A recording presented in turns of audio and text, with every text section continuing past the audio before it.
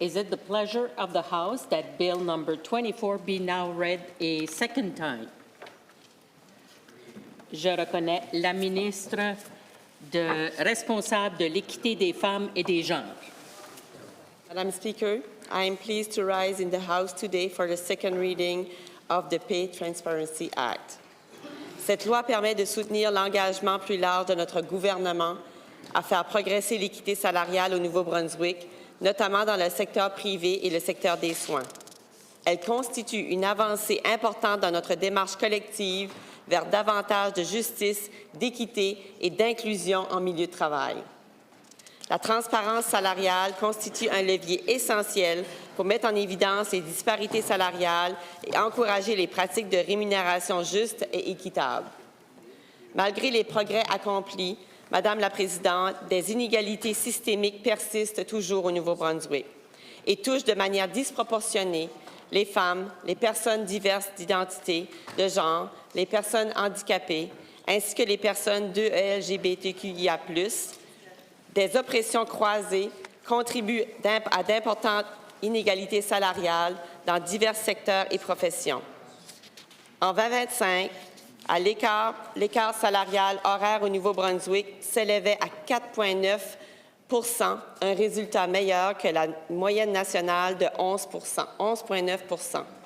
Toutefois, ce pourcentage masque des inégalités beaucoup plus profondes qui touchent les femmes autochtones, les femmes racisées et d'autres groupes méritant l'équité. Il ne rend pas pleinement compte de la réalité. L'écart de revenu total pour les femmes dans cette province est de 25 %. Cette dure réalité exige une intervention urgente et la loi sur la transparence salariale constitue un instrument législatif essentiel pour mettre en lumière ces inégalités et favoriser des milieux de travail plus équitables pour toutes les personnes concernées. Madame la Présidente, ce projet de loi s'appuie sur les fondements de loi déjà en vigueur au Nouveau-Brunswick, notamment sur la loi sur les droits de la personne, la loi sur les normes d'emploi et la loi sur l'équité salariale. Ensemble, ces mesures forment un cadre solide pour lutter contre la discrimination salariale et favoriser des milieux de travail plus équitables. La loi sur la transparence salariale obligera les personnes employées à indiquer le salaire prévu ou la fourchette salariale dans les offres d'emploi, à s'abstenir de demander ou d'utiliser l'historique salarial pour déterminer la rémunération et à protéger les personnes employées contre les représailles lorsqu'elles discutent de leur salaire. Madame la Présidente, cette loi permettra également d'instaurer progressivement des exigences en matière de rapport sur la transparence salariale pour les personnes employeurs du Nouveau-Brunswick qui comptent 50 personnes employées ou plus. Le processus de production de rapports commencera dans le secteur public, puis s'appliquera ensuite aux employeurs comptant 100 employés ou plus, avant d'être étendu à ceux comptant 50 employés ou plus. Ces rapports fourniront des renseignements anonymisés et agrégés sur les modèles de rémunération en milieu de travail, notamment les écarts de salaire entre les catégories d'emploi, les statuts d'emploi et les groupes méritant l'équité, recueillis au moyen de l'auto-identification volontaire des personnes employées. Les rapports sont transmis au Bureau de l'équité salariale qui préparera chaque année un rapport provincial sur la transparence salariale et le rendra public à compter de septembre 2028. L'application de la loi relèvera la responsabilité partagée entre le Bureau de l'équité des femmes et des genres et le ministère de l'Éducation postsecondaire, de la formation et du travail. Ce partenariat permettra d'assurer une surveillance efficace des protections offertes aux personnes travailleuses et des obligations imposées aux employeurs, notamment en matière de divulgation des salaires, de restrictions concernant les demandes portant sur l'historique salarial, des protections contre les représailles et d'obligations de déclaration.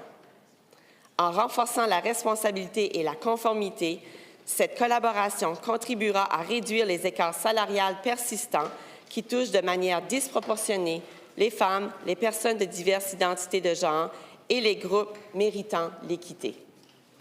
Madame la Présidente, la loi sur la transparence salariale est plus qu'un simple texte législatif. Elle constitue une déclaration de nos valeurs en tant que province. Elle reflète notre engagement envers la justice, l'équité et l'inclusion, ainsi que notre conviction à faire en sorte que chaque personne qui travaille mérite une rémunération transparente et équitable. En faisant progresser la transparence salariale, nous ne faisons pas que réduire l'écart salarial de rémunération, nous bâtissons une meilleure économie, plus forte, plus inclusive, qui profite à l'ensemble de la population du Nouveau-Brunswick. Alors, allons de l'avant ensemble, Madame la Présidente, avec cette loi transformatrice, alors que nous œuvrons à bâtir un avenir où chaque personne peut s'épanouir dans un milieu de travail qui reconnaît ses contributions et les récompense équitablement. Merci, Madame la Présidente. I recognize the member for Sussex Three Rivers. Thank you, Madam Speaker, and I really was looking forward to talking about Bill 24 today. I did spend a couple extra hours in the office last night researching really what the real impact will be of this bill. Went through a lot of StatsCan information and CFIB, and as well as the UNB studies, and I was starting to feel a little bit like, you know, maybe some smoke was being blown on this bill. And I have to be honest, I wanted to know what the real impact will be, and it feels like this Transparency Act is a bit of a diversion. You know, the bill gives the impression that this government is taking this significant leap toward pay equity in the private sector, when reality is the most, you know, it's using this strong language directed at 4% of our employers in the province, along with threats of inspector visits and fines intended to call out this bad behavior and have it published. And again, we're talking 4%, Madam Speaker, of employers with over 50 employees.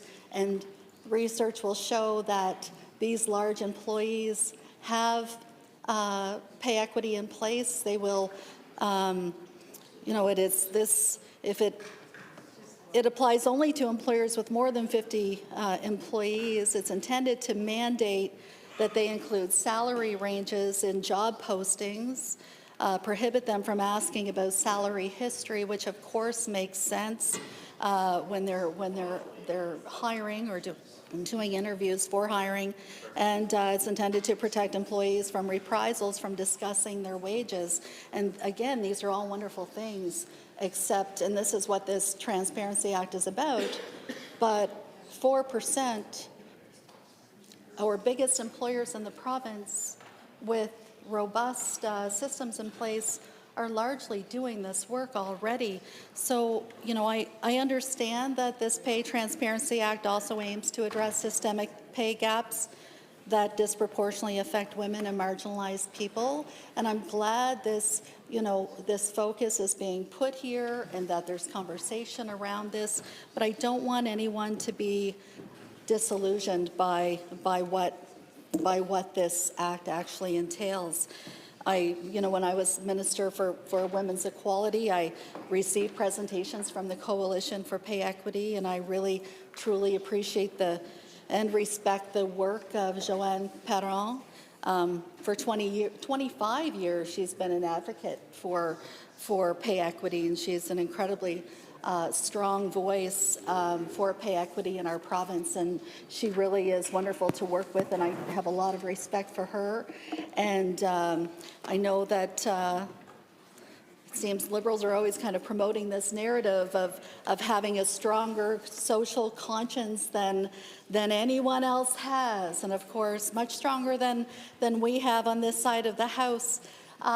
So I don't believe they should be presenting a bill that only creates an illusion of this major work being done. I really am left with this question today after doing this research and kind of, you know, diving into the statistics and those impacted. And I'm just wondering why is the whole government not, why are they taking such a small step when the Premier promised comprehensive pay equity legislation? That is a commitment she made and this government made. This feels like a great deal of kind of smoke and mirrors to avoid addressing a major commitment that is now proving more complex than anticipated. And there are a lot of complexities involved when small businesses are also at play. Some of our employers have one or two people, but this will not affect them, and I want everyone to clearly understand that. So what we're being presented here are really kind of crumbs of that bigger promise, and I know the government says that pay equity legislation is coming down the road, but this transparency legislation does not even include the elements outlined by the Coalition for Pay Equity on its own website as of last night. They wanted an act that that applies to workplaces with fewer than 10 employees. They wanted it to include municipalities, universities, or services mandated and funded by the government but delivered by the private sector, like nursing homes, home support, and child care. They feel that the act they're limited. There's limited dispute resolution options, and the Pay Equity Bureau has hardly any power. And these are all things that the Coalition for Pay Equity were asking for on their website. Yet that's not seen, in this legislation at all. So we're not seeing these features in this bill, and I really do wonder why not. So this bill addresses only employers with 50 or more employees, not small businesses. I want that to be very clear because there is concern about that, I'm sure, especially when such heavy language is being used, such as fines and inspections, and smaller businesses do worry about resources and their reputation, and so that's important, I think, to know. But the province we know already follows pay equity practices in the public sector, and it has for years. Through the Pay Equity Bureau, the provincial government also provides direction and information, and has for years, to help all private businesses of any size implement and maintain pay equity. That is certainly not new. So this bill is fundamentally mistargeted, Madam Speaker, when statistics show that 96% of businesses in New Brunswick employ fewer than 50 people. Setting the threshold at 50 plus means that this legislation excludes the vast majority of workplaces and workers it claims to support. Instead, it focuses on this small number of large employers that already have formal HR structures, pay bands, and in many cases, existing transparency practices. So in doing so, the bill regulates those already closest to compliance while leaving untouched the sectors where wage disparities and informal hiring practices are more likely to occur. The result is a policy with limited real-world impact that risks creating an uneven playing field, where larger employers face added obligations while smaller competitors do not. And if the goal is to meaningfully address pay equity, this approach does fall short. It's not comprehensive reform, Madam Speaker. It's really a narrow measure that allows government to claim action without addressing the broader reality of New Brunswick's economy. So, Madam Speaker, the challenges of enforcing pay equity in the private sector have been recognized by nearly every province in Canada. That does not mean there should not be work done, and this is a small step, but I just want to highlight that this is a very small step. To say that, we're taking this legislation, which is challenging.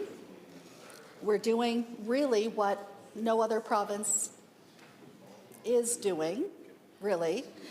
And it goes so far to use the language that inspectors can enter businesses with more than 50 employees and potentially issue fines Geez, Madam Speaker, it's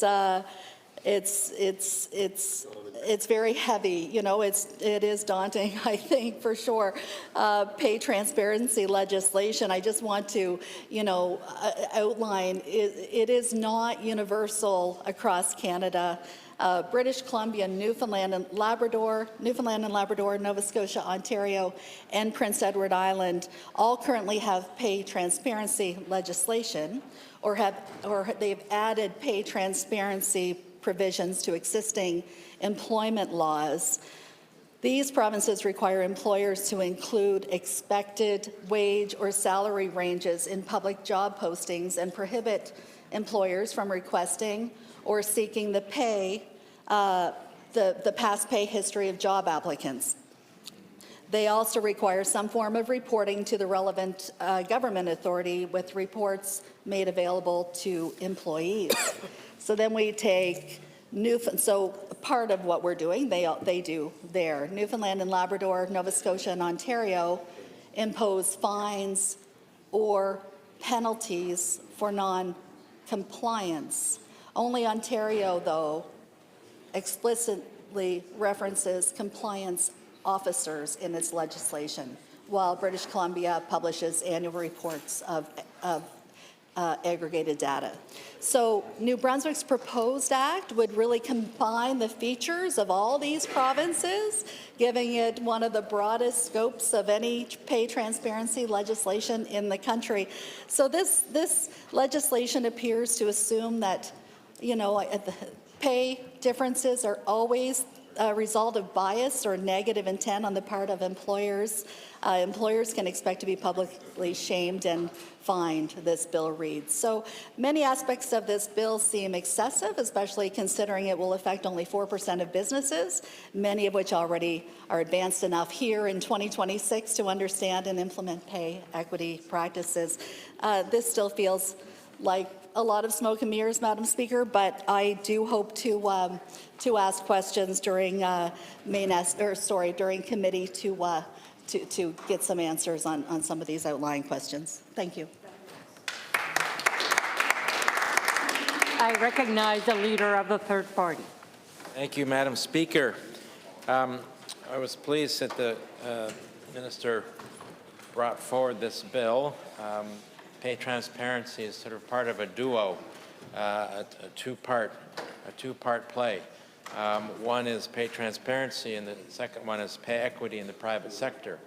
Madam Speaker, certainly as Greens, we've been supportive of pay transparency legislation, as we are for pay equity in the private sector for some time, Madam Speaker. So this is second reading, and in principle, we are absolutely supportive of Bill 24, the Pay Transparency Act. But I will say, if Bill 24, the Pay Transparency Act, is adopted, it's not mission accomplished, Madam Speaker, and this government shouldn't think about it that way. The next and second piece here that's interconnected is the need for pay equity in the private sector, just as there is in the public sector now.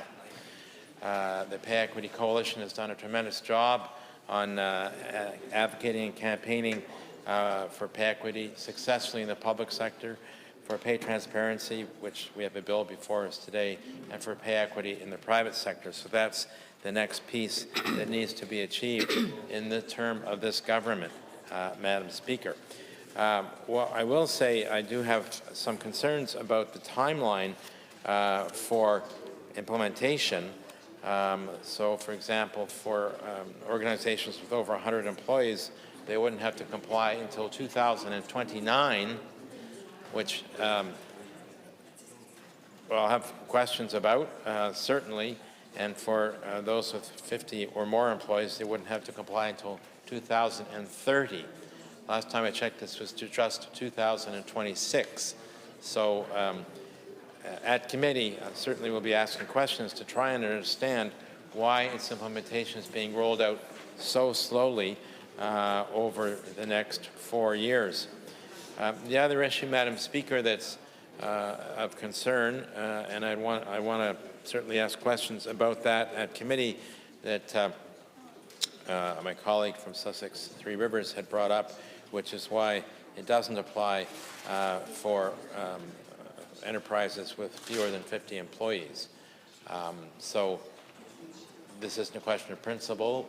This is a question of detail, application, and is appropriately asked at committee. But I wanted to just flag it at this point because I want them to be prepared to have a serious conversation at committee about why the minimum threshold was set at 50 employees, Madam Speaker, and then of course why the rollout of this legislation is so gradual over such a long period of time. That said, Madam Speaker, and certainly I'm pleased to see, by the way, that the legislation bans employers from using NDAs to restrict discussion on salary ranges, on compensation, which is essential as well. So it covers a lot of the key issues, Madam Speaker, around pay transparency, but its implementation is an open question, and we will be diving into that at committee. So thank you, Madam Speaker. I look forward to the committee phase of Bill 24.